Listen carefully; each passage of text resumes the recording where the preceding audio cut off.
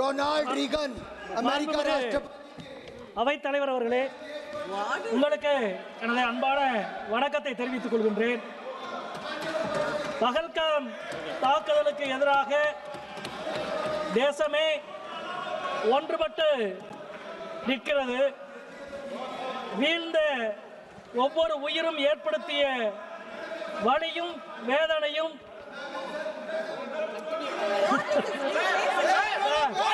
What is this, sir? What is this? Speaker, madam. Honorable Speaker, madam.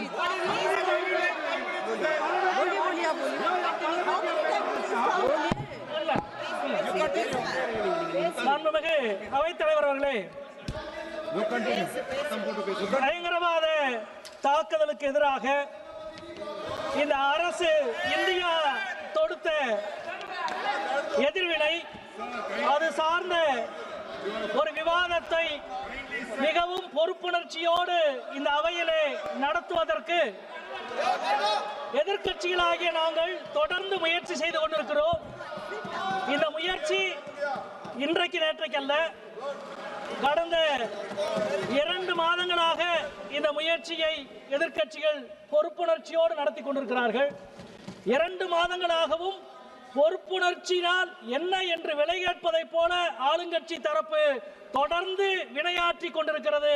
அவற்றினுடைய ஒரு சான்றுதான் இந்த அவையிலும் இப்பொழுது நடந்திருக்கிறது என்பதை முதலிலே நான் பதிவு செய்கிறேன்.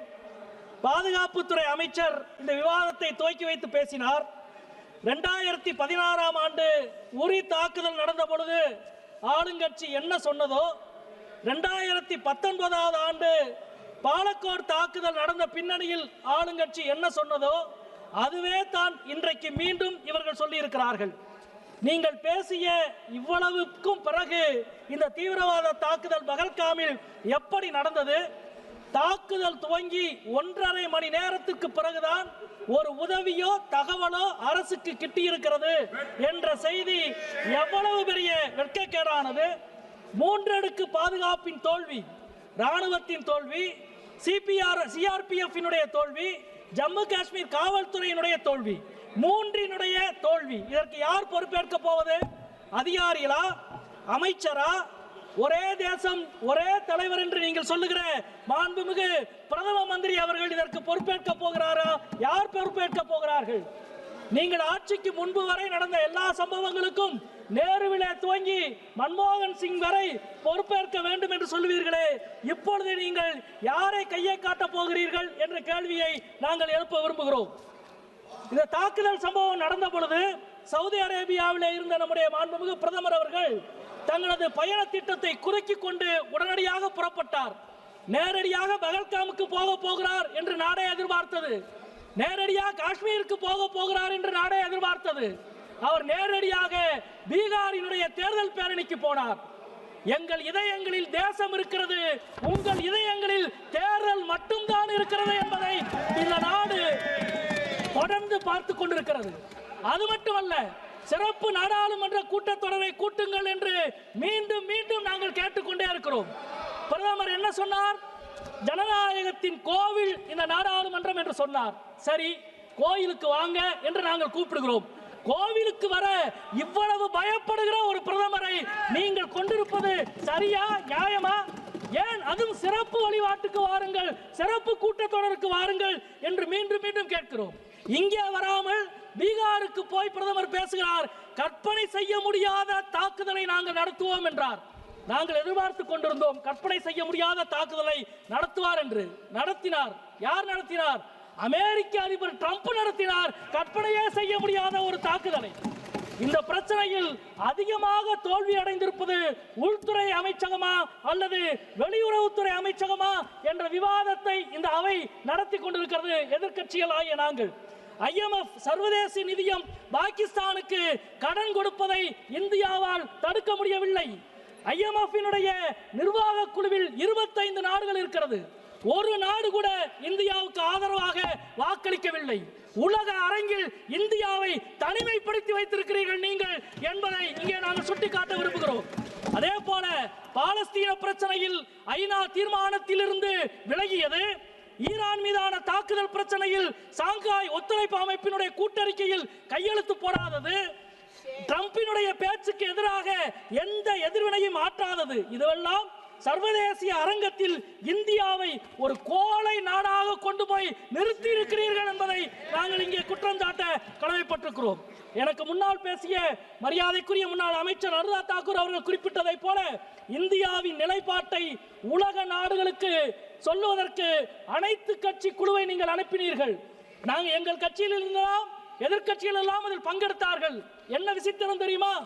உங்களால் கடந்த காலங்களில் யாரெல்லாம் தேச துரோகிகள் என்று சொன்னீர்களோ அந்த தேச துரோகிகளில் பலர் எதிர்க்கட்சி குழுவில் பங்கெடுத்தோம். ஏனென்றால் எங்களுக்கு முக்கியம் தேசம்தான். அது மட்டுமல்ல, ஒவ்வொரு குழுவிலும் 1 அல்லது 2 இஸ்லாமிய எம்பிக்கள் பங்கெடுத்தார்கள்.